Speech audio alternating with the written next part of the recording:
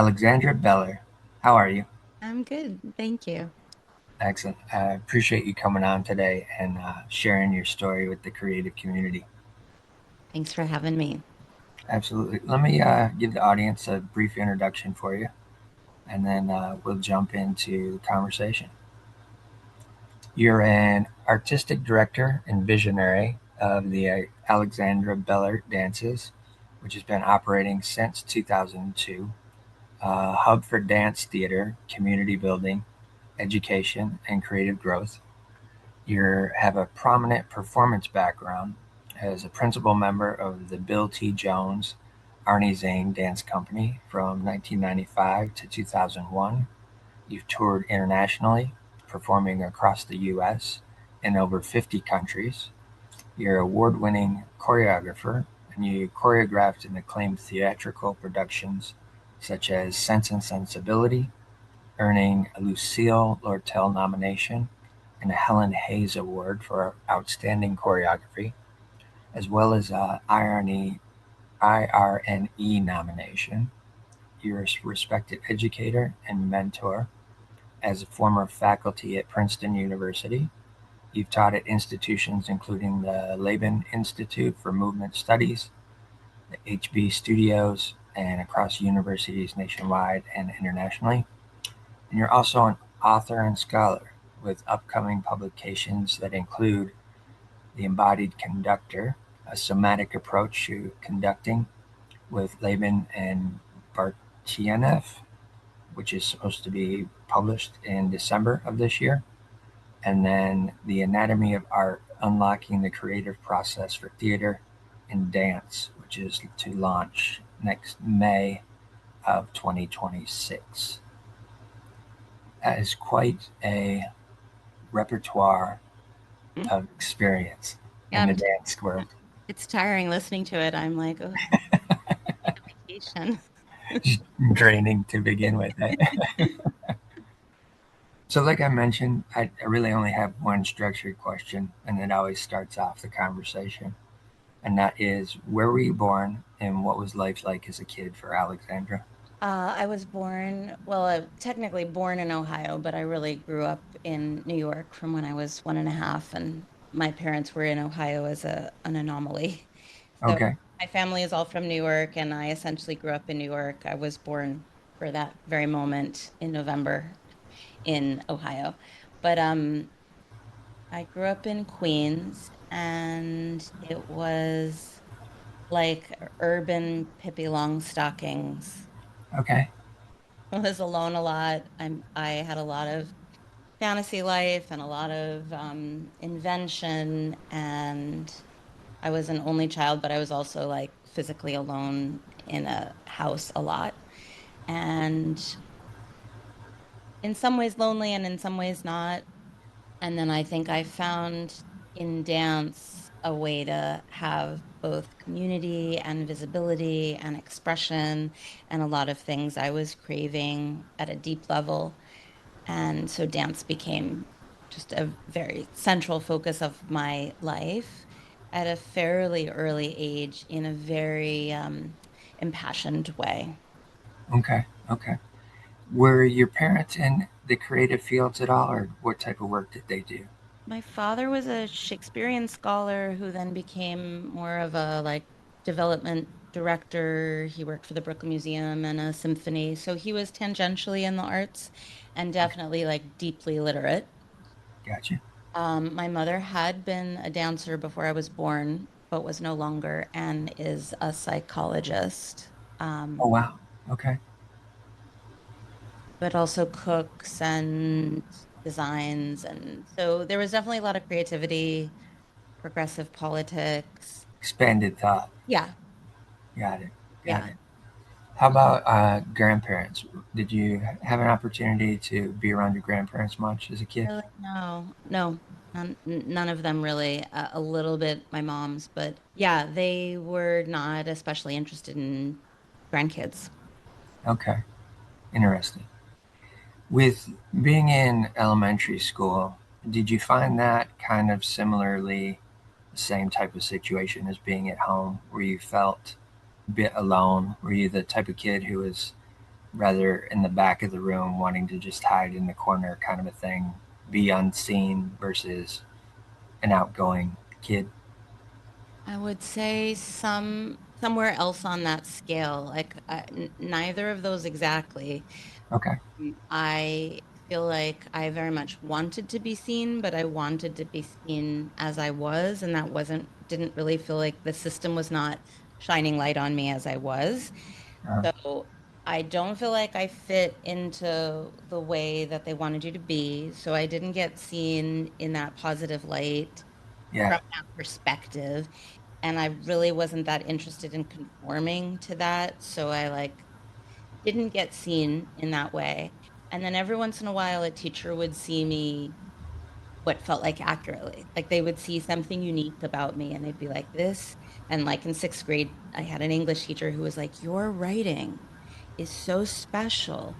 And she just like reflected back this sense of having seen something in particular in me that felt true to me. And Yeah. that was really what I was craving, but I didn't get much of it. I didn't get almost any of it in elementary school except for that one teacher. And then I didn't get any of it in junior high school, middle school.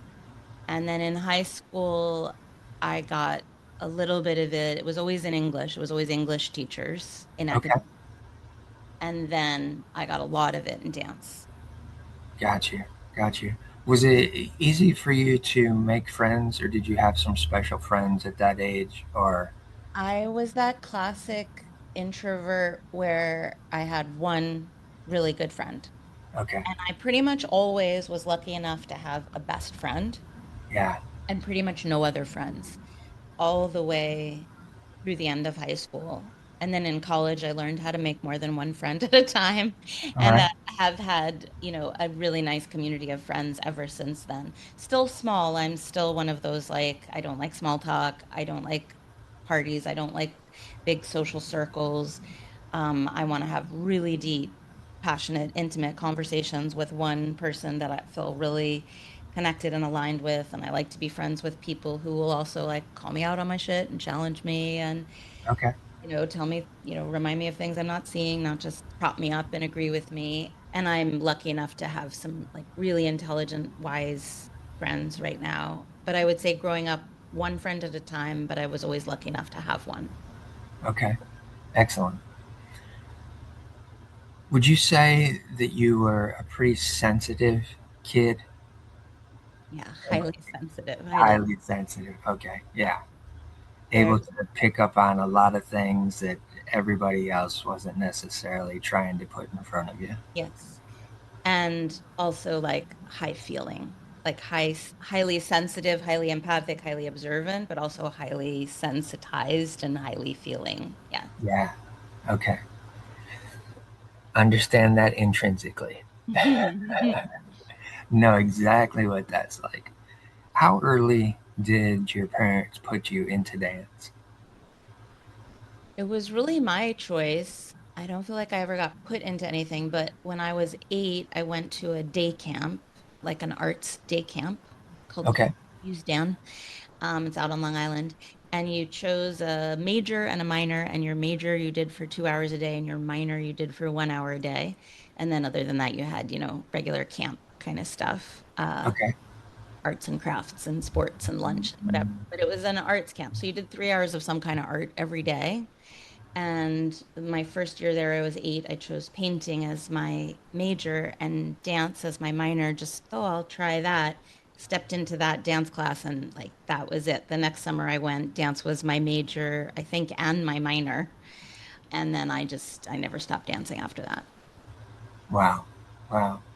Did the painting allow you to express some things in a way that seemed comfortable for you, or was dance more the way that you were able to express what you were feeling? I enjoyed the visual art and I did it for a while as a younger teen, 12, 13. But I never studied it to the degree that my like skill, technique, virtuosity really allowed me to feel fluid. Okay. And I don't think it excited me enough to put that work in the way it did with dance. Yeah. So I didn't mind like practicing something over and over and over again and doing the same thing every day with my body, but I just didn't have that same kind of drive or enthusiasm for visual art. So I felt like I never got good enough to feel like I was really expressing myself. Yeah. And then I eventually mostly dropped it. I still draw a little bit every once in a while, mostly therapeutically. Like if something happens and I'm like in some process with something and an image comes to me, I'll try to draw it just so that I can have a little distance and see it. Yeah. But for the most part, visual art left my life in that way when I was about 13, although I'm a obviously highly visual person. I'm a choreographer. Yeah. And also just like my living environment has always been really important to me. So I'm always very mindful about decorating and things like that. Like I want to see beautiful things and curate them. Yeah. Yeah. I think that's a key point for creatives who are sensitive as well. I think most are, but some are, they have a little bit more confidence than others and may not sense as much. But those of us that are super sensitive, we're attracted to the beautiful things, want those things around us, want to be visually stimulated as much as we want that comfort of our own space. Was your mom seeing the dancer in you as you started doing these things with the camp based on her experience with dance? Yeah, I think it was complicated with her and dance. I do feel like she definitely saw that I had something special. I think she definitely recognized how meaningful it was to me and definitely committed to making space for that and opportunity for that, even though we didn't have a ton of money. So I do feel like she supported it from that perspective quite a lot. When I wanted to go major in dance in college, she definitely took more issue with it because mostly because she was felt fairly certain, which was a reasonable assumption at the time, that I was not going to have a career in dance because I had a non-conforming body type. I was bigger than any of the Okay. dancers that were in professional dance companies. Like there was no woman that looked like me in any professional dance company anywhere in the world that I know of, at least Gotcha. in the forms of dance I was doing. So it was a reasonable assumption on her part that I wasn't gonna be able to have a career, and so that majoring in dance was gonna be a fairly wasted degree, and I should get a degree in something that was gonna yield more of an opportunity for me. Okay. And that being said, she still paid for college, and I majored in dance. So ultimately, she did let me make the decision, even though she was worried about it and expressed her concerns about it. She still paid for half of college, and I majored in dance and got a BFA. Okay. Did you get any opportunities through junior high and high school to where maybe some others outside of the school recognized your dance talents as well? Yeah, that's the only place anything got recognized was outside of school, pretty much. I jumped from dance genre to dance genre, trying to find a place where people were really excited about me and saw me. And I had started in some more classical forms, which with my body type was not going to be a good fit because they really just had, it was too much of a struggle for them to think outside the box. So Sure. I was at the Graham School, Martha Graham, pioneer in classical modern dance. And then I was at the Joffrey, which is a major ballet studio. Yeah. Yeah. And both of them were just like too entrenched to open up to the like what I was. Yeah. And I think I was like a very special. I mean, I look back on videos and I'm like, I just objectively could see that something was happening in me as a teenager, as a teenage dancer. I was just like, that's not a 13-year-old, like that's just not a Yeah. thing. And I was, I think, a lot more soulful and embodied and passionate and mature than really anybody was dancing with in those genres, but that just wasn't what they were looking for. They didn't care about that. They didn't care about uniqueness. They didn't care about expressiveness. They cared about certain things, and I didn't really have those things. So Right. I'm not really blaming them. You go to ballet school, they're interested in the things that ballet is interested in, and that's not those things for the most part until you get Yeah. to the highest echelons of ballet. For a long time, it's just virtuosity and technique and flexibility and stamina, and then at the very, very highest levels, everybody can do 32 fouettes and everybody can do quadruple pirouettes and et cetera, et cetera. Then they're like, okay, now I want to see something really unique and special because now I want you to separate yourself from, how are you different from Suzanne Farrell and Gilsey Kirkland and Tyler Peck? And like, how are you different from these people? And now I want you to be you. But until then in ballet, I think it's much more like standardized. And I just wasn't a standardized kid. So Yeah. then I jumped to jazz, and really in New York, there aren't studios the way there are in like the suburbs where you have kids and teens. Yeah. There were like adult studios. And Gotcha. so I was just like going to this adult open class dance studio, like same place I teach now. I was taking class, and I was taking class mostly with like 20, 30-year-olds who were dancing for Janet Jackson and Madonna, and they were in the music videos. And, I'm dancing with, oh, he just recorded the music video for Vogue like last week. And that's also tells you how old I am. And that's what I want. That is where I found a home. They were all like, they mascotted me. They were like, this amazing, like little 14-year-old, and she's so passionate and soulful and not in a weird way, like sexy, like it wasn't weird. It Right. wasn't creepy, but they were just like, and you've got all this energy and you're passionate and you're in your body and they just loved me. And I also was no threat, like, so any competitiveness that was generally in the room, I didn't get any of that because, like, I'm not competing with them. I'm not going to audition for Paula Abdul's video. Right. Not now, maybe in 5 years or 6 years, but they just thought I was amazing and I felt very cherished in that community. Yeah. They really like brought me up, and it was like having a bunch of like aunts and uncles, and it was just great. And then I was 17, graduated high school, and I felt like, yeah, my technique does not yet feel ready for me to go to those auditions for the jobs that I want. So I'm going to go to college and like pull my technique together. And then I'll come back and I'm totally going to be a jazz dancer and dance for Janet Jackson. But then I Okay. went away to college, and of course I got weird, as we all do, in and I came back total like weirdo modern dancer, and Gotcha. that became my life. Did the thoughts of going off to college, did the did you have an instinct that you wanted to go out of state or stay in state? I definitely wanted to get away from home, Okay. saying home in air quotes. Um, Yeah. I wanted to get away. I wanted to go to a place where they had a really solid academic experience and also a really highly rated dance department. So I didn't want to go to a conservatory where I was going to be a small fish and a lot of competitiveness. And again, feel like there was all this standardization that I wasn't meeting and matching.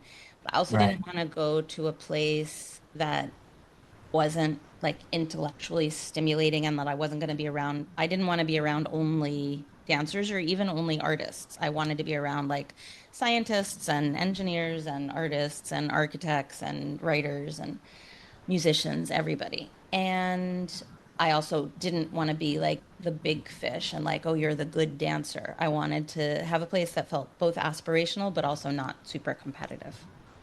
Gotcha. Where did you choose to go? I ended up at the University of Michigan in Ann Arbor. Really? That's amazing because I'm just outside of Detroit. Oh, So you're in my home state, born and raised here, but all of my family's from East Tennessee. And my mom and dad came up here right after they got married because my dad was a mechanic. So with the auto industry here, it was real yeah, easy for him to find work, that kind of thing. yeah. Um, so yeah, U of M has been a big part of. Yeah. Michigan life. Yeah. In terms of the environment around the school, with it also being a huge athletic university, did that feel more comfortable to you than what it was like being in Brooklyn in terms of that environment? I Because U of M's got a little bit more of a towny feel to yeah, it. I did like that. Brooklyn is definitely city. Yeah. Oh, I grew up in Queens. I live in Brooklyn now. I grew up in, Queens, okay. and it was, I mean, I grew up in like 80s New York, so it was pretty rough here. Yeah, yeah, And, while we complain about some of the things that we lost and some of the like richness of that gritty old New York, and Giuliani Disneyfied it and made it all clean, clean.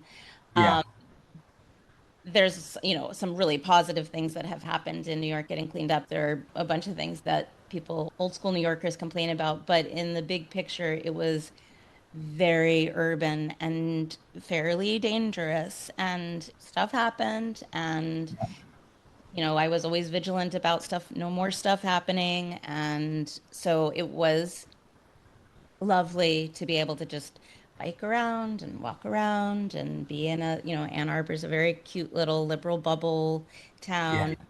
And I was fairly siloed in dance and English departments, which were also these little bubbles. And I literally never went to the stadium. I never went to a game once. I hated all the jock stuff and all the, right. like, I "Oh, get it. it sucks." And Yeah, I just was never, I just could never get into it.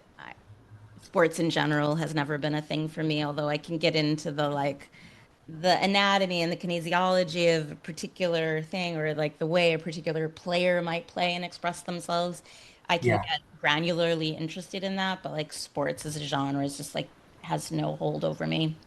sure. So I just didn't relate, but it was a big enough place that I didn't need to, because there was always people to Right. relate to, and there were always, factions that I can turn to. And I really liked, as much as I've said I'm an introvert, like I had been alone so much, I really just liked feeling a hum of Yeah. people that felt safe-ish around me. Once you got to college, were you able to suss out a couple of those closer friends that you kind of attached to? Yeah, definitely. I had some really good friends in college, and we were, for the most part, all dancers, couple Okay. non-dancers, couple more English people, but for the most part, dancers. And just this feeling that dancers often get with each other, that despite it being, a somewhat competitive profession, Right. dancers are just so there for each other. They're so familial. And I think the intimacy of being invested in body and touch and facial awareness and sharing a reality in terms of storytelling, it generates so much intimacy. Yeah. Yeah, definitely. How was the other classes for you in terms of the academics versus dance? Did you excel just as good in academics as you did in dance? I think for the most part, I thrived. I didn't know at the time that I had a neurodivergent brain. So, in retrospect, like, could I have made things easier for myself? I could have. But it was a good balance for me. I was double majoring in dance and English. I always had, and this is kind of an ADHD thing, but okay, I'm gonna say it in a bad way and then I'm gonna change the story. The way that Okay. I grew up saying it was I have special skills at bullshitting. And what I really mean is, when I look back on it and I retell that story, I was highly intuitive. I was very perceptive. I had very quick pattern recognition. Yeah. So I could have like not read the book and then go into my high school English class, and I'm listening a little bit to the conversation about like character agenda and what's happening in this story. And then I raise my hand and start talking about like why a character would have done this or that or the other thing. And the teacher's like, that's what I'm talking about. Okay, so you really did a deep reading of that, and I would feel kind of ashamed that Right. I had lied, really. I'd been like making that up. And I grew up with a certain kind of shame around reading and this thing that I had termed like bullshit. I know how to Yeah. bullshit. And it was like later I recognized once I figured out some of my neurotype, oh, that wasn't bullshitting. First of all, that was amazing survivalism. And Yeah. second of all, that was actually like a set of superheroic skills that I was putting together in the moment. And I often, after that conversation in English class, would go read the book. Like I had a little bit of a itchiness about like, I'm not going to do what I'm told and I'm not going to read what they want. And part of my sort of nonconformity was like, I sometimes didn't want to do the thing that I was exactly the thing I was supposed to do, but then I would always read the book for fun later. Okay. The discussion in English class would be so interesting to me, I'd go read the book. Right. So, I was in a fairly similar space in college where I could get away with things in a way because I did have certain skills for articulating and writing and context clues and pattern recognition. But, I would think I was building a little bit of shame around my intelligence and academic prowess and work ethic. And then I was also building a lot of stamina and resilience around these skills that I had around the pattern recognition and the intuition and all of that. And I was like getting really good and found it very juicy Yeah. to use those skills. Like I enjoyed it and then I would feel shame. But then I would enjoy, like writing a paper and not really having enough, hadn't done an outline, hadn't done it, any of that, and I would just write off the seat of my pants and then get an A on the paper. And I'd be like, oh, I didn't do it the way they told me to do it. I'm bad. I'm a bad student.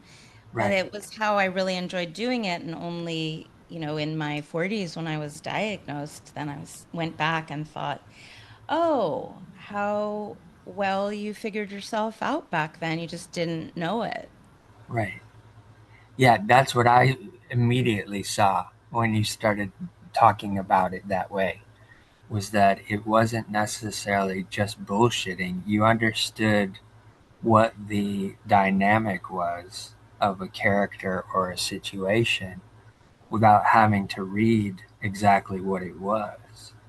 It, what I it From my perspective, it's more of like a foresight ability to be able to pick that out of an explanation or the contextual explanation Yeah. rather than literally having to go through the experience. Yeah, and it's what I have just recently been doing a bit more academic writing, which I had never done. I'd only done kind of trade writing, like writing for my community. And, Okay. I can write my voice and I can say what I say and I can use opinion. And it was suggested to me as these books are coming out, we should do a little bit more publishing in journals. And so I wrote a couple things and submitted.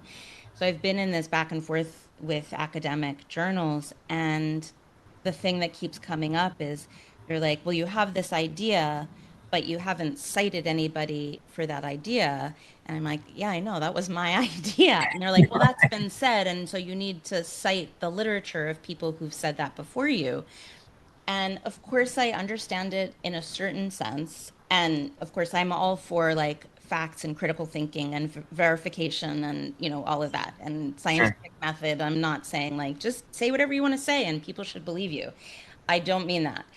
At the same time, some of these things that I'm saying, they're not things that need to be proven. Yeah. I can say, I'm saying something like getting artistic feedback in certain contexts can be create lifelong wounds for artists. Like artists can be Oh, for sure. deeply wounded by artistic feedback. So I'm positing something like that, and they're like, you have to make citations for that statement. And I What? just feel like, how am I not enough of an expert? I've been an artist Right. for 30 years. I've been coaching artists for 25 years. All my community are artists talking about their process and receiving feedback. Why do I need to go find somebody else that said the thing that I think and put it into the situation to validate my idea? And it ties into this thing of, like Yeah. the way that my brain works. And again, I'm not trying to get out of rigor. And, if I'm saying something that feels like, I want to know where you got that information from, definitely citation. And certainly if you're Sure. using somebody else's idea. But the idea of going to find somebody else who previously said something that I just felt and thought and said Right. in order to validate my opinion, or feeling about something or intuition, when that wasn't, I'm not citing it because that's a meaningful thing for me and I've always loved that piece of writing and I want to bring it into this article. I'm just like, oh, did anyone else ever think this? Let me bring it in so that you believe me. There's something about it that just like really rubs me the wrong way and I find grating. Yeah. That rubs me the wrong way just by you expressing it and explaining it that way. Because I can remember being in college, my basic drawing class, the the instructor told my parents when they came to visit that I would never be more than a B student. And that was traumatic for me.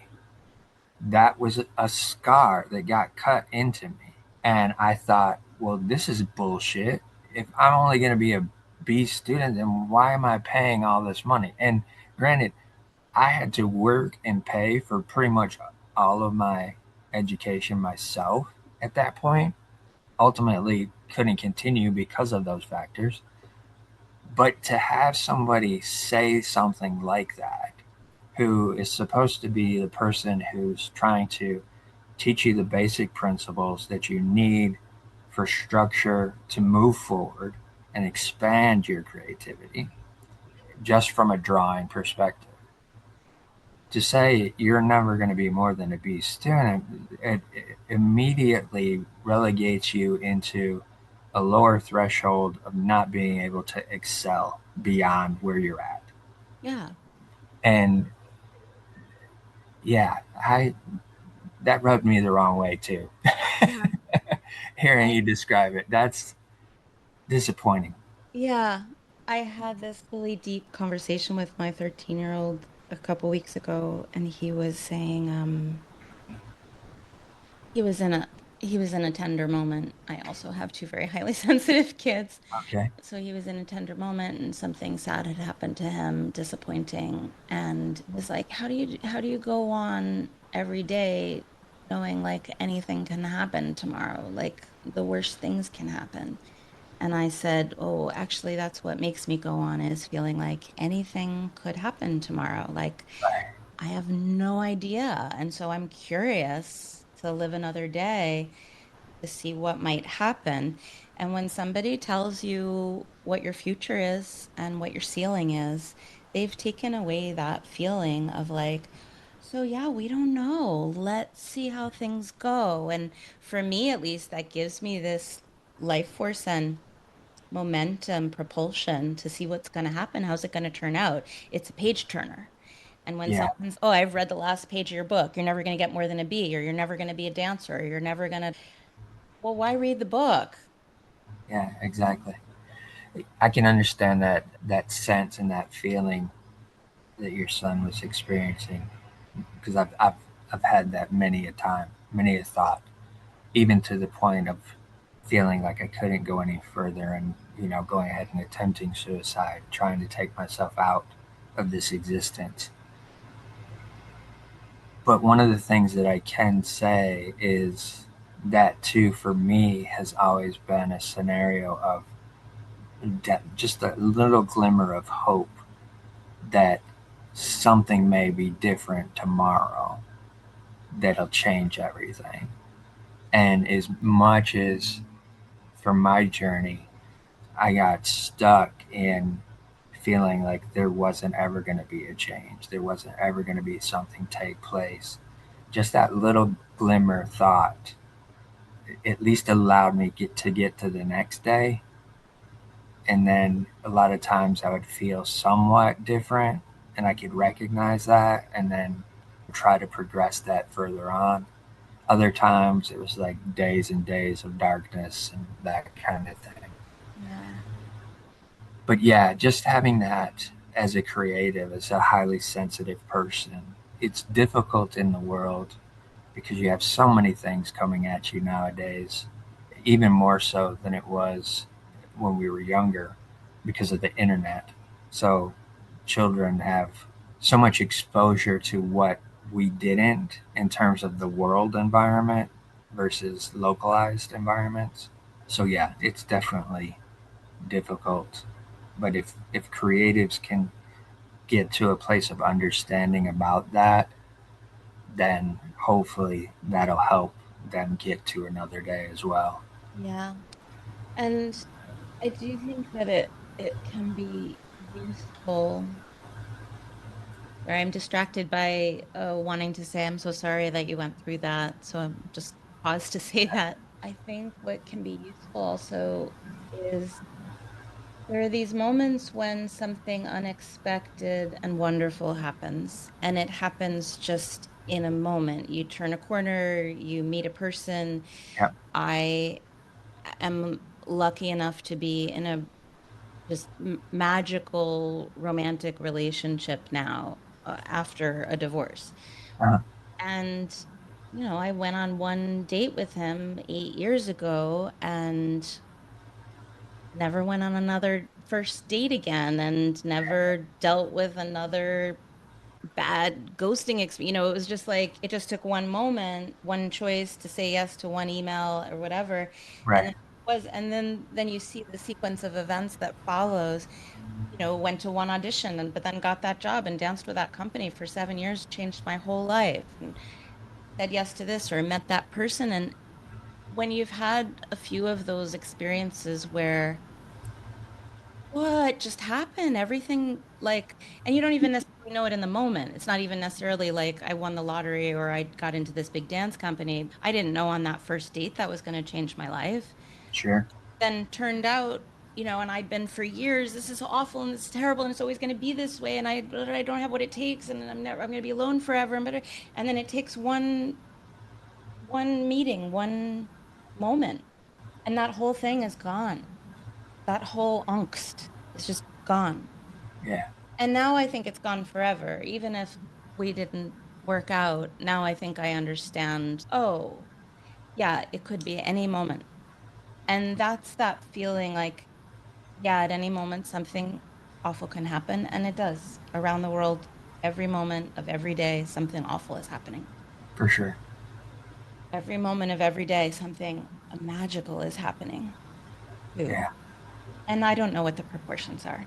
And in a way, it doesn't matter because, you know, life is mathematical, but it's, I think, more poetic than mathematical. And so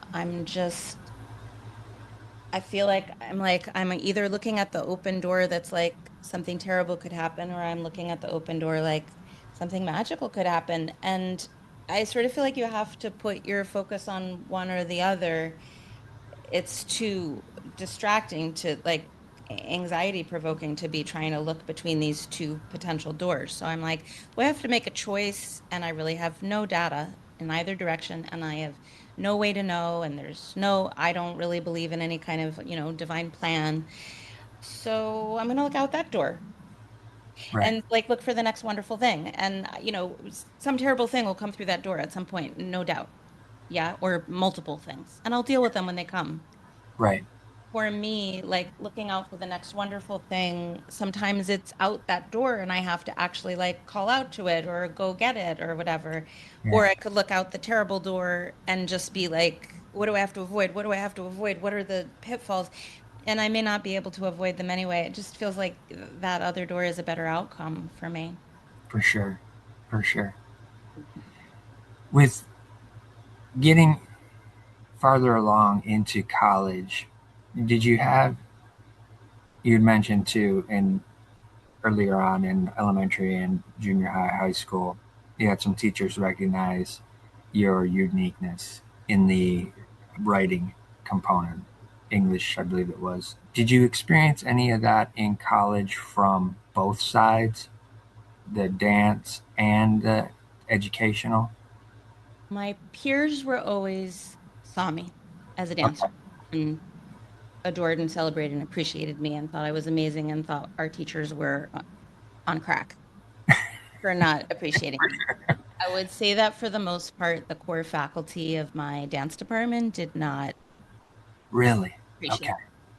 It was still a fairly classical department. It's changed quite a bit since then, and I think they have much more progressive, forward-thinking people there now. But back then, no, they didn't. But there was always one guest artist that came in every year. We had a big show, do you know, Power Center for the Arts, that big, huge opera house? Yes. Yeah. Yes. So was like a 2,500 seat opera house, huge deal. And every year the dance department put on one weekend huge show on that big stage. And it was like the whole fall and half of the spring semester were all just geared up to Power Center, which was usually in like February. And we always had a guest artist come in, and they were really sort of the star of the show in a way. And then, you know, the faculty would rotate making pieces. And with the exception of one faculty member, no, I was never in 4 years cast in a faculty piece. And every year, the guest artist would have their own audition. And I was always not only cast in that guest artist piece, but usually Elevate. like a lead person in that guest. Yeah. And usually that guest artist was like a working New York choreographer. So Right. I was like, okay, seems like the people who are actually doing this actually do like me. What's going on? And then I was always like passed around among the grad students who had to make work. They were, you know, emerging choreographers, and my peers always wanted me in their dances. So I felt a lot of appreciation from my peers and those guest artists, not so much from the faculty. Okay. Yeah. Yeah, it's amazing when you see those things take place. And I've always looked at education from a skewed perspective. And I say that because I started off going to public school, and then going into fourth grade, my parents put me into a private Christian school. And I was devastated internally because I had already developed my friends, my little friend group. It wasn't a whole lot, but it was just enough. And also, too, was presented with an opportunity going into fourth grade to go into this program called Project Plus, which was a extracurricular artistic program. And half of the day we would go to the high school to be able to do these things. First half of the day was just at your elementary school. You did what your basic stuff was. But I didn't get any of that going into the private school. They didn't have any real formal art education influences there at all. To the point where it ended up that I was doing a lot of things artistically. Like, as it started off, it was like K through 12 all in the same school. So for the older students, they didn't really have like Letterman jackets or anything like that. And I designed this little monogram that became the letters on the Letterman jacket in like junior high. And so I've always looked at in the same scenario as I was talking about going off to college, being having teachers that weren't really giving me accolades or telling me I was only going to be able to go to this level. I've always looked at education as being a stunting environment for me because it never allowed me to expand outside of what it was just putting forth. And I feel that a lot of times, especially highly sensitive creatives, we seem to get stuck in those environments to where that is the case, and it's difficult to navigate through. Yeah. So I'm fortunate for you that you had those peers, you had those friends, you had those incoming creatives who were at the higher levels already that were saying, "Oh, yeah, I need to have her in this production. I need to have her in this piece." But yet the instructors weren't moving you in that direction. Yeah, it's pretty amazing if you looked at the proportion of people who told me I'd never make it And then the proportion of actual professional rejection, like how many auditions I went to that I didn't get the job, or how many things I wanted that never happened, it's much higher on the people that told me I wouldn't make it than on the not making it. Yeah.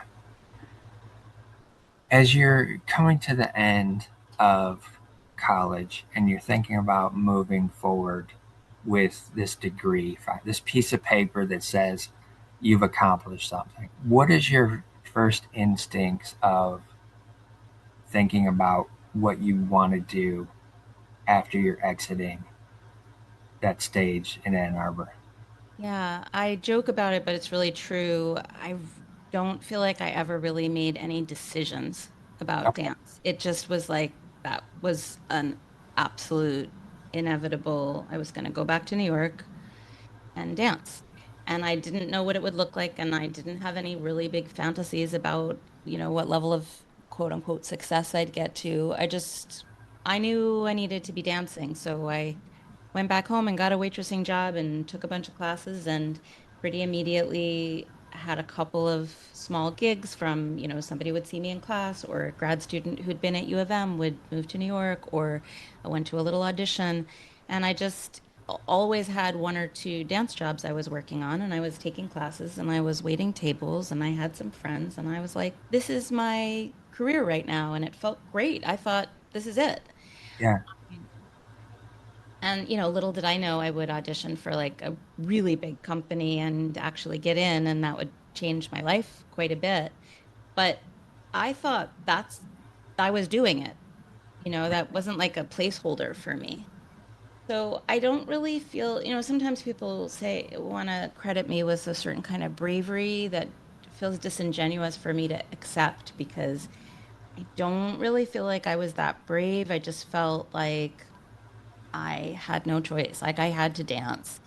And I don't really feel like I was weighing the option, there's, not a lot of jobs and your Right. body type is not really accepted. And it just Yeah. seems very unlikely that this is going to go in a really, positive way for you. No, I'm going to do it anyway. I don't care.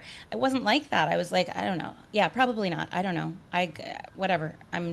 Anyway, that's what Yeah. I'm doing. And Right. so I don't really resonate with the idea that I made a brave choice, because it didn't feel like a choice to me. Okay. Do are you able to see the resiliency within yourself? Yes. Yes. Okay. Yeah. Yes, I am. Because I'm seeing that from your story. Yeah, I mean, I think some of the resiliency was also a certain kind of just denial of the situation Okay. at the service of my wholeness, because I just felt like I really only feel like me when I'm dancing. So what am I going to do? Like go get a business degree, and like what am I doing? Like I don't know. I'm only me when I'm dancing. I have to dance, right? And Yeah. then if it becomes terrible and I'm not happy, I'll figure something else out, because something else will start to make me happy, I guess. Yeah. So I figured, well, I'll do this until it brings me more pain than joy, and then I'll figure out what's going to bring me more joy, and I'll do that. Including maybe I'll go back to school for something and become an English teacher or a psychologist, or who knows? I don't know. And then it never brought me more pain than joy. The perspective of what your parents are thinking at that point in time, finishing school with a degree, and then coming back to New York and starting to move in the direction of what you're doing. Did your parents give you any kind of joyful congratulations with getting that degree? There was definitely some celebration. I think college probably was more meaningful to my father, who was more of an academic. Yeah. But I think both of them, I mean, I remember they're divorced, so it was, separate things, but I do remember there being some kind of celebration from both of them. And then, like, in a lot of ways, again, sort of being left to my devices, and I was just very independent and kind of forged ahead myself. Gotcha. Okay. Again, resiliency. The From my perspective, I know New York, especially the five boroughs, they have quite a bit of cultural richness that is there and in place. And I've recognized that from afar my entire life just because of music, the dance, breakdancing movies that came out, the Warriors movie that came out, me experiencing New York from afar and what those boroughs looked like. The music culture within that area, did that have a lot of influence in terms of the way that you wanted to approach dance in any way? It's a good question. I'm not sure that I've ever like put any of those pieces together, but I do have a strong recollection of like DJs and independent music artists would be on the subway and they'd like play their track and they'd like hand out demos or they'd, want you to buy their demo from them for $1 or something. Yeah, And I think there is something about that go-getterness and make your own path that I think became some part of a story in my head. I don't know if and I was certainly entrenched in music because of dance, but I don't know that like the actual music culture had such like a literal one-to-one effect, but I feel like I watched music artists like bust through walls and make their way and like create their own destiny and stuff. And I think something of that uh, was infectious. yeah, Yeah. yeah. When you're doing the waitressing and taking the classes and doing some of the dance things that you're doing, at what point did you get into an opportunity where you felt it was extremely gratifying in terms of, oh wow, this is what I've been waiting for? Joining that dance company, sorry, I Yeah, was okay, making sure that my partner was okay with this too. Joining that, in dance, professional dance, there aren't the same kind of equilateral steps as in a lot right. of careers. Like, I think even and certainly every career has the like, you hit it big moment, right? You can just like, you suddenly got a New York Times bestseller on your hand or something like that that you didn't expect. So it can happen in every profession, but I think most arts fields have more of a like equilateral set of steps. But in dance, you're like, small companies that mostly don't really pay you, or you get paid, $100 for a weekend of performances kind of thing, or like you're a full-time dancer in a major dance company. And there wasn't, at the time at least, a lot of space in between. Now I think there are more mid-level companies, mostly because nobody makes it to that top level anymore. It doesn't really exist because we just don't have the kind of like sponsorship and patronage for the arts that we had in the 80s. Yeah, So there are still those top companies, but we don't really get new ones anymore. So all what used to be the top companies are now like the middle companies. So now there is more of a stepping stone. But back when I was auditioning, you were sort of like what people would look at you more like a hobbyist, and then suddenly you were like a major professional dancer. And that's what happened to me. So in a way, I wasn't ready for it. okay, And I didn't have quite that utopian, like Mary Tyler Moore moment. Like, right, yeah, I made it and throw my hat in the air and like everything's gonna be okay. I was like, this is crazy. I am not meant to do this and I'm gonna get fired and like, so I'm gonna be found out. And what just happened? And I was 23 and underexperienced professionally and suddenly just like touring with this major dance company on these major stages and big papers writing about me and writing about my body, and it just felt very exposed and scary, and I felt I had a lot of imposter syndrome. So it wasn't quite the glorious success experience that I might have thought it would be. okay. And One of the reasons why that I wanted to have you on is because of your experience, and also too because of your experience that I was looking at on websites and stuff like that that were talking about you. And one of the things that I think is very fascinating, but also a point of being able to encourage others that are out there who are trying to go into dance or a creative field where they may not always look the part of what that mold would be versus the creative flow that is moving through you that allows you to get into those opportunities and excel in those opportunities. And I think it's a huge example that you have the ability to share that others can say, hey, this is somebody that did it differently, and so I can do it differently.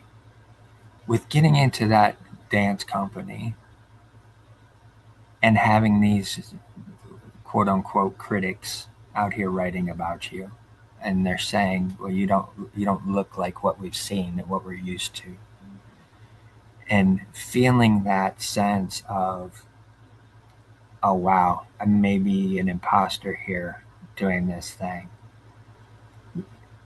What was the thing up here in your mind that was like, no, I'm doing this and I know how to do this?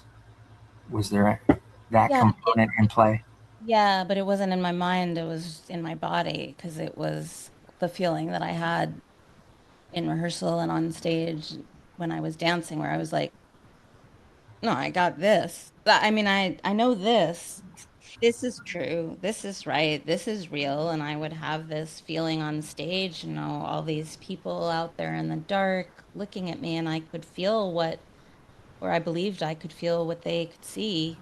And it was very truthful. Yeah. Wasn't any kind of imposter. It was in the social things and the structure and the dance criticism and the institutions. That's the place where I felt the imposterness. But on stage and in the studio, I didn't feel that way. Okay. Okay. And so the rationale of the mind for you was more so, I know internally that I'm in the right space versus listening to the externals. I think if I could convey one thing that feels like my most important lesson around this whole thing, it's the importance of being able to hold contradiction in the body. Yeah. And I feel like they were both true. I felt like an imposter and I felt exposed and I felt vulnerable. And I also felt right and grounded and amazing. I'm amazing. Yeah. And my experience with people throughout that era, and eventually I just decided I'm not talking about my body to the press anymore. Like people kept wanting to, I want to write an article and I want to, Sure. and in the Sure. beginning I was like, well, I mean, like Dance Magazine wants to write an article about you. Of course you say yes, that's a huge thing. But I kept being so hurt by the articles that I finally just said, yeah, okay, I'm not doing it anymore. I'm not interested. I don't care about, this is not my issue and I don't care about it. And I don't want to be a poster child for anything. I don't want to be a role model. If I am, that's fine. I'm not trying to be an anti-role model, but it's not what I'm trying to do. That's not where I want to put my energy. I don't care about my size. Yeah. And I'm not trying to like break through the glass ceiling and make place for other people. And I'm just trying to dance. And so I just want to concentrate on my art and on dancing. And you all can talk till you're blue in the face about what you want to talk about. I'm not interested in talking about it. If you want to Yeah. talk to me about art, I'll talk to you about art. I'm not interested in talking to you about my body. So eventually I got to that place. But until I got to that place, I lived with a lot of contradiction because people really wanted me to be that role model. And oh, they would project all these things. You're so confident. You're so, I don't know, you just, you don't care. And they would project all these feelings and thoughts and reasonings onto me that were for the most part entirely not true. I was like, oh, it's so beautiful to see this woman who's just like so just loves her body and is so, and I'm like, are you fucking kidding me? No, I do not. You don't tell me how I feel. That's not how I feel. I get that that's how you want me to feel because it's how you want to feel. And you Right. believe I feel that way so that you can model yourself after me. I don't feel that way. I feel plenty of shame, plenty of insecurity. I don't wish this is not my ideal body. I feel less than plenty of times. I also feel beautiful and amazing and super powerful when I dance. I feel like I have exactly what I need to give on stage. I feel like I'm captivating and have the ability to make magic. And I also feel really small and shitty and ashamed. And that's just all true. And nobody wanted to live with me in that contradiction. Nobody wanted to make space for me to be both things. And it's the lack of acceptance of contradiction that I think does the most damage. Like, Yes. more than people judging me, more than people wanting this or that from me, it was the fact that they were like, no, you have to be so confident. You're so confident. You're so this, you're so that. And I was like, oh, yeah, I guess I have to be, but I don't feel like those. So these feelings are bad. Then I have to, they want me this way, and it was just another version of, what we're talking about in school, et cetera, of like, I've got a standardization for you. Yeah. If you're going to break through the mold and you're going to be outside the box, you're a warrior and you're a superhero and you're so confident and you don't care what people think. And I'm like, are you fucking kidding me? I totally care what people think. I feel really shitty when people judge me. I've cried pretty much every article that came out where they said something about my body. I am not this thing that you think I am, and I don't want to be. And you're again not seeing the real me, which is complex. And we're all like that. We Yeah. all have that complexity. And so many situations in life, I just feel like everybody wants to erase, whitewash your complexity. Usually the parts that are more challenging, like when I folded my dance company as a company because I moved to transition to choreographing for theater, I felt some grief. And I was expressing that to somebody, a friend, and they were like, oh, but you've done this and you've done that. And I was like, I know. That doesn't have anything to do with the fact that I feel some grief and I feel Yeah. some sense of failure. Like I feel like I'm folding this dance company and it never really got to the height that I was hoping it would get. Oh, but this, and this happened. I'm like, I know. And I'm proud of those things and I'm sad about these things at the same time. Why can't I be both those things? And just people really just want to put you in this, and it sort of feeds into this thing that I just laugh at when, oh, I don't know, you're complaining about something that's lacking or went wrong, and people, oh, if it makes you feel any better, I missed my train and I missed that, da da da. I'm like, why would it make me feel better that you suffered? Because there's just this set of comparisons and like mathematical equations about happiness and success, both within our own lives. Like, oh, you can't be feeling insecure if you're going to be this role model for people, who've like dancing with an atypical body type. You can't Right. have any of those feelings that I would call negative feelings. You have to feel only these things. Or you can't feel both failure and success at the same time. You can't feel both pride and regret at the same time. And you can't feel grief and relief at Yeah. the same time, which anyone who's lost somebody who they have a complex relationship has felt both grief and relief Yep. and guilt Yep. and shame because we're not supposed to feel relief or we're a terrible person if we feel relief at somebody passing, even if that person was an abuser or was toxic or stole from our life. We can also feel grief at our abuser passing because there are things attached to it. Absolutely. Absolutely. That's the, and I picked a key word out of what you just said, and it was the magic. That is the magic of everything that you just explained and expressed is the fact that the complexity as a whole is the thing that brings forth beauty. Because if you don't have that, you don't really have a whole lot of flavor. Yeah. If we think about spatial harmonics, and what I mean is like there are three dimensions, right? You've got your up, down, your forward, back, and your side, side.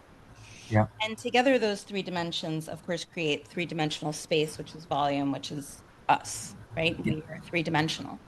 If you think about something that's just one-dimensional, whether it's a color, primary color, or, one note, not a harmonic, that lack of complexity also generally leads to a lack of depth, right? Yeah. And it's not that like a stroke of red in a painting, that one single primary color, or like, just looking upward can't be a profound moment. Of course it can, but it's within the context of our three-dimensionality. And our feelings are dimensional. We have our highs and we lows. We have our, future and our past. We have this field of others that is our horizontal plane. And all of that creates the complexity of the human experience. And I think that's the only place we're going to really feel the velocity of magic is in Right. our, like, the fullness of our humanity. Yeah, exactly. Is you're getting more established in your career and moving through it and then having your own dance company that you've created for your own business opportunities. When did the opportunities start to come where other institutions were looking at you and saying, hey, we'd like for you to come over here and share some things within our environment? What Well, was one of the first instances of that? yeah, it kind of feeds into this whole imposter and complexity conversation because the very first big opportunity I got that was institutional was because I was in this big dance company. So Okay. a big studio said, "Oh, come and teach class." And I was 23. I was not a teacher. I had no following. I had no audience. I really did not know what I was doing, and I shouldn't really have gotten that class. There were a lot better teachers than me in New York. But I had this big company name, and that company was even like about to have an audition. So people wanted to be anywhere in the vicinity of anybody in the company that might possibly help them. And these auditions, like my audition, there were 425 women there. So these auditions got a lot of people there. And Bill was just about to have an audition. This big dance studio, one of the biggest dance studios in New York, said, come and teach for 3 weeks before that audition. And my classes were packed. And it was not because of me. It was like situational. It was like a total Okay. privilege situation. You Gotcha. got that because of some privilege. So that was one of the first ones. So I think it actually sort of set me up to not really take them to heart. And I think it's also maybe part of some larger ethos of perspective for me where, and I'm partly, I think, a neurodiverse thing where I feel like as soon as something happens, it's already metabolized. It's already, like I get some up and I'm like, oh, I got that show. Okay, now I'm doing this show. And it's just like the work of the show. And I'm not thinking about like, whoa, this is your first off Broadway show. This is a big deal. Like, are you taking this in? No, I am not taking it in. Right. Right. I'm on the ground floor doing the work and and then opening night. And yeah, there's maybe a moment when it's exciting and you're getting dressed up. But for the most part, I'm like, is he going to make that cue? Are they going to enter at the right time? Is that going to be, are they going to remember the change I made? I'm just looking at the show, the work, the show. And then afterwards, like I've always had trouble really receiving and ingesting compliments. So after shows have never been a time when I really could receive at the level that might have been, more like porous. Yeah. People are talking to me about how great this and how great that. And I'm like, uh-huh. and I'm masking and putting on a nice smiley face and Right. trying to make them feel like I've received the thing that they've said and that they were meaningful and they got heard. But I wasn't really hearing much of anything that got said to me.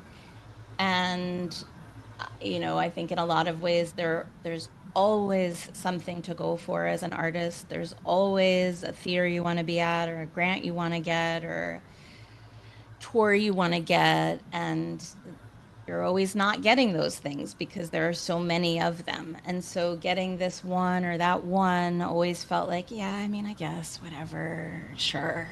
Right. And yeah, it's interesting in a field that's quite dominated by like the names of things and reputation of things.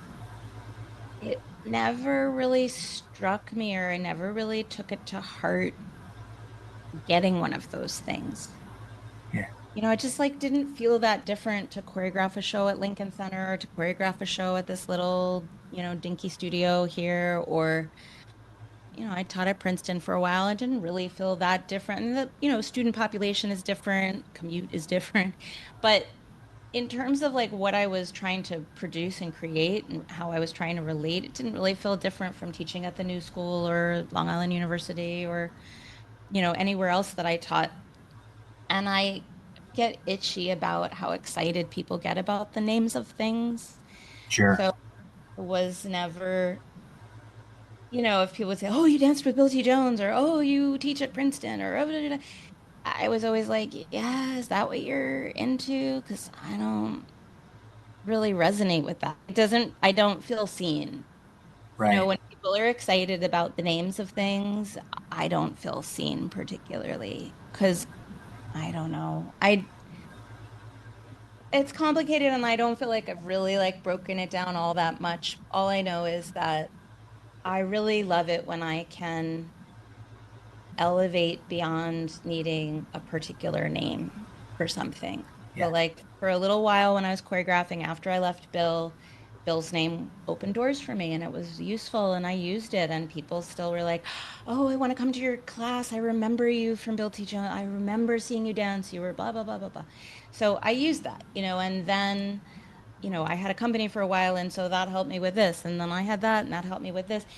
But I was always really happy. Like I remember somebody coming up to me, a student coming up to me after a dance class that I had taught, and there was like a third person there, and they said something about me having danced with Bill. And then the student who'd been a student for a little while was like, "You danced with Bill T. Jones?" And I was like, "Isn't that why you're here?" Kind of feeling, like, isn't that why everyone's here? Isn't that my Card. yeah, Yeah.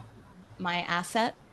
Yeah. And she was like, "No, you're just such a good teacher." And I was like, I don't need Bill for validity. It's, sort of what makes this whole academic citation thing feel a little gnarly to me is like, I don't really want some other institution to be necessary for my credibility or validity. For So I sure. think in some way, like getting this or that thing that other people might think is impressive has always been a bit of a mixed bag for me because of course it's great. I'm not denying that these things have been really useful and I feel really grateful for all the places that have had faith in hiring me and I do feel supported and acknowledged professionally by a lot of different places. So I'm not saying I'm not grateful for it, but I also don't like that people require so much of that for your credibility. So I think sometimes when I get them, I'm like, okay, I'll go teach at Princeton. That's sure. But I'm not like, hey, everybody, look, did you see? Because that doesn't really feel like truthful. That's not what I'm proud of. Yeah. I get it. I've never been one to really want to throw out all the things that I've done or had the opportunity to do, or the people that I've been connected to as the the resume component. Like I've always had a hard time of putting a resume together for certain things because it's like what somebody else thinks is fantastic or phenomenal was just an everyday situation for me. Yeah. And it And just also, felt like a creative process. yeah, and also like once you're in those situations, you go, there are also people teaching at this institution that I don't actually think are like the most amazing teachers. For sure. Are people who have gotten this grant or that thing, that I don't necessarily feel like the thing itself is infallibly, choosing people. So, like you can be impressed by that name, but I don't necessarily think the name is so infallible. And I don't think it says anything in particular about me. And I would much rather have somebody talk about like the quality of my attention when I'm teaching than be impressed at a certain institution I taught at. Yeah. Yeah. It makes absolute sense to me. I get it. And even in doing an interview or conversation like this as a podcast, I give these introductions just to highlight certain things over the guest's career. But I believe where really the highlights come out is within the conversation. Those little pieces of magic, Yeah. like you said, that come about just because of what's coming out of them at that point in time, or what the conversation is laying out, or just even the direction that it goes into. Yeah. Um, And we can't pretend that we're not in the society that we're in, where those things are important to people and they do validate for people and people do contextualize you. And yes, then you can speak and you can reframe and recontextualize, but we can't pretend that we're not living in a society where people want to locate you yeah, as they think that they understand something about you by locating you and positioning you in a certain way. And some of it may be true, some of it may not be. It's not my favorite part of our society, but yeah, without that introduction, people are like, I just don't know what I'm listening to. I can't picture it. I don't know, I don't know how if she's going to say something like totally wackadoodle.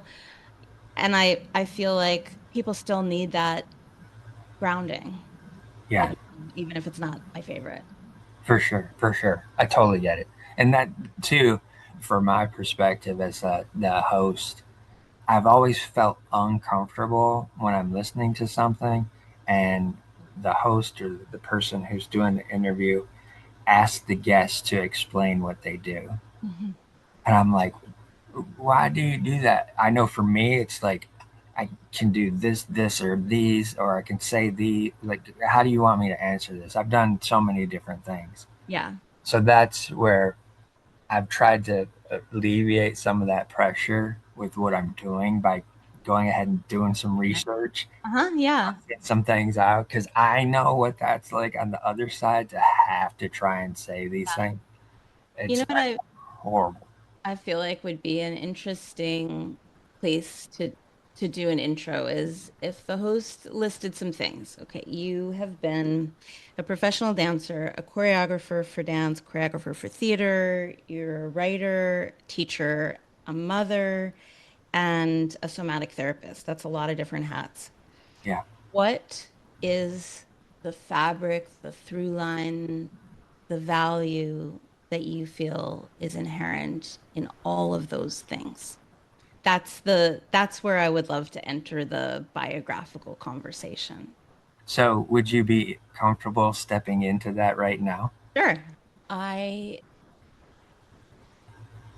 You mentioned being highly sensitive and I added deeply feeling. I've always been that way. The world has always I've always felt myself and felt the world at a highly sensitized, attuned level. So I feel a lot. And it's gotten only more over time, both Yeah. through, studying and scientific methods and somatics, but also like trust and faith in myself and my intuition, a little bit of work with psychedelics, like all of it over time and working with other artists and other bodies and then studying this form of movement analysis. But all of it all together has created this system in which I have like kind of an insane amount of feeling in my system. And when I look around the world, I see a lot of fracture between bodies and feelings, minds and bodies, and a lot of people that have not been encouraged to be themselves. And so I think that there's something about authentic feeling and getting in touch with your own feeling and your own voice that feels like it's underneath everything I do. Certainly, like I do this with private clients, but essentially that's what I'm doing when I'm working on a play. I'm like, let's feel into this character, but also we're going to need you to be able to like prune some of your anxiety or your bias or your things that you're Right. meeting the character with. Like, let's see how grounded and neutral we can get you as an actor, and then let's get into this character and let's like put them in your body and have some sensations around this character. It's like that with a character. It's like that certainly when I'm making a dance, but parenting feels like that. Writing my book felt like that. I'm like, I'm talking to these artists that I'm never going to meet, or most of them I'm never going to meet. They're just in their bedroom reading my book. What can I say that's going to like invite things to bubble up in them that they haven't met before? How am I going to help them map their own terrain just through this writing? And so I feel like everything that I do is about helping people to feel. Yeah. And how does dance allow you to be able to conduct those types of things? Well, that's the total playground for it. I mean, I never feel anything more than when I'm dancing. I can feel every shift, the weight shift, the flow, the gravity, the kinetic chains. I feel the passage of time. I feel the space that I am in. I feel the relationships to both things and people and myself and my past. And like it's all present when I'm dancing. And then all of those ideas are present when I'm watching other people move. So then I can engage with their landscape through their body and movement and support their journey in that way. Right. With all of the students that you've worked with over the years, both as a company and also doing private mentoring and working with individuals as well, is it something that you can pick up rather quickly? I'm guessing that it probably is, but I'm just asking for the audience. Are you able to pick up certain elements of what might be going on in an individual based on the way they're expressing through a dance maneuver? I can do it based on the way they walk Okay. or the way they sit and stand or carry their backpack. Yeah, if I had a dance, that's almost too much information. Yeah, I can make up and I call it I make up things because that's what we're doing. Everybody who's having any idea about any other human being is making it up. Now Okay. you may be making it up based on a ton of like really data-driven material, and you may very well be right if there is such a thing as like being right. Because that person has a reality of their experience, their lived experience. You have a reality of your observational experience. Whose whose reality is there's no one reality. Like both of those realities exist. That's just like one of those contradictions that we need to learn to live with. And that's another place where I think we don't live well together is you're like, no, my felt experience, that's the reality. Your experience of me is not a reality. It's a guess or it's a fiction or it's something you make up. But of course, my experience of you is an experience. Yeah. Now, if I'm saying you feel a certain way, you have certain agendas, you're thinking about a certain thing, that's something I'm making up. And that's where we need to be careful with each other. Now, can I make things up? And when I reflect them back to the person's, that is exactly it. Yeah, sometimes. And that is based on body language and posture and gesture and lots of things that are data driven. Yeah. They're not infallible. So you'll hear things about body language like, oh, if a person's got crossed arms, that means they're closed off. And it can mean that. There's certainly like the heart is here, the viscera are here. breasts, we're covering them up and making a cross is a symbol that there's a no-fly zone. Right. However, people are also cold. People are recovering from shoulder injuries and like, crossing their arm takes the weight off their deltoid. People are, I don't know. There are other reasons why somebody might do that other than being closed off. And there's also like a bias around being closed off, right? So for me, there's no body action, there's no trait, there's no quality, no feeling that has any particular value, including that person behaves with cruelty, that person is intolerant. There's no value system for me in any particular feeling or behavior until I have a goal or they have a goal. Once there's a goal, then things have more or less value. So, like, it sounds weird. Stick with me for one moment in this, and I'll say, I could treat my kids cruelly. I could be abusive. I could yell all the time, do terrible things. I shouldn't say terrible in this example, do abusive things, violent things. Or I could be like nurturing and kind and loving and sympathetic and empathetic and loyal. And unto themselves, in this scenario, neither of those is good or bad. Until I come into the story and I say, I want my kids to feel safe and loved and supported, and I want them to grow up with a strong sense of self and feel grounded and valuable. Oh, well, then doing this kind of parenting's not going to work very well, and doing this kind of parenting's probably going to work really well. So I'm going to value this.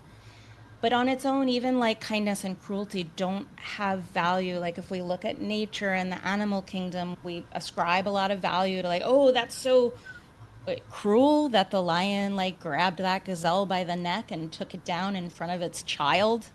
Yeah. It's not cruel. Yeah. And it had a goal, and taking that gazelle down fit its goal, Yeah. right? And so that's where our personal values come in. And so when I'm watching somebody move, I want to be sure that I'm not ascribing value. I'm just observing and noticing patterns. And I can notice like that person doesn't seem to want to walk from their heel to their toe. When they're walking, they're not striking their heel and then rolling on their foot to their toe. They're striking with their toe and rolling back to the heel. There can be a lot of reasons why they do that. But what they are doing is walking backwards while they're trying to walk forwards. So that is, Ah, yeah. it's notable to me. Like what they're doing with their body is a backwards walk, and they're pushing themselves forward while really trying to walk backwards. And so I'm just noticing there's contradiction in there. That's interesting. What are you feeling? Why might that be happening? Let's try on what would it feel like to walk heel to toe? What does that bring up for you? So then it becomes just a conversation about their experience and their feeling. And so I'm not coming in saying, "Oh, you're da da da da da. That means that you're da da da da da." Like, no, that's not my job. I'm not here to tell you who you are. Right. But I might have noticed something that you didn't notice yourself, and it's quite an interesting little mystery about you. I wonder what's in that. Let's break it down. Let's talk about it. Let's talk about your feeling. Let's try on the opposite feeling. Let's see what you get there. And that just allows us to bring attention to things that we didn't see before. Yeah. Definitely.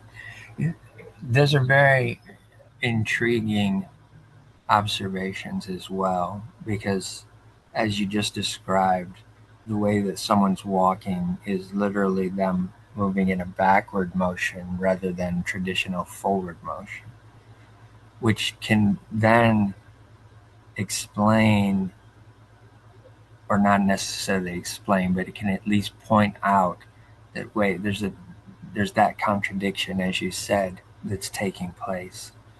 What can we do to either provide an opportunity for you to address that contradiction, or can we help you rework some movement to allow you to step into the natural And flow? even yeah, and even before that, I would say there's a step before that that feels really important that I do think quite a few somatic practitioners skip, which is, what's your body saying? What's your body trying to tell you with that backward walk? Let's just Right. listen to it, not try to fix it, not try to anything. Let's just, oh, that's interesting. That's not what I would expect. So let's ask your body what's happening there. Is it feeling tentative? Because a toe to heel walk. So if you just like start walking toe to heel and you don't try to push yourself forward, you'll start moving backwards. Like the wheels on your car are moving backwards in reverse.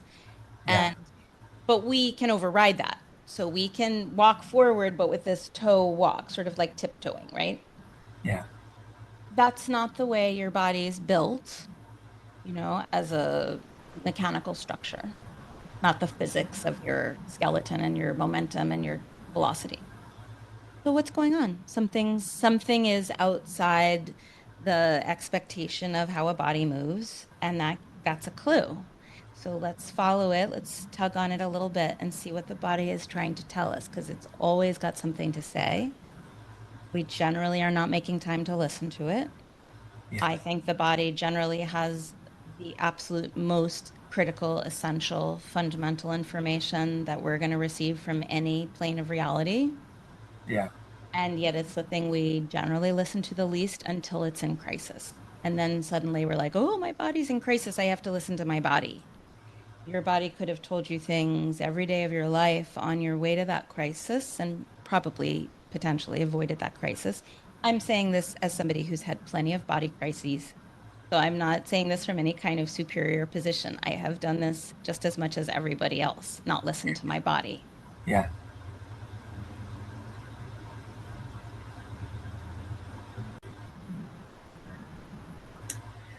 Yeah. I know exactly what you're saying. You're familiar with the book The Body Keeps the Score?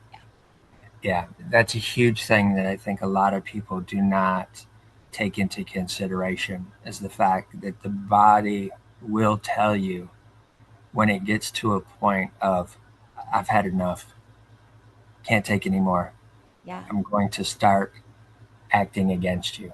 And if we learn how to listen, it tells us before we get to that point so that we can have an actual compassionate, empathetic relationship with all the parts of ourselves.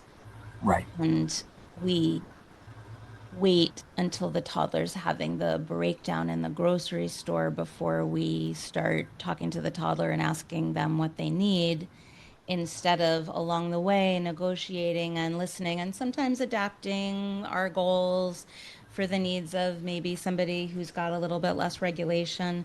And there are parts inside of us that have that toddler energy.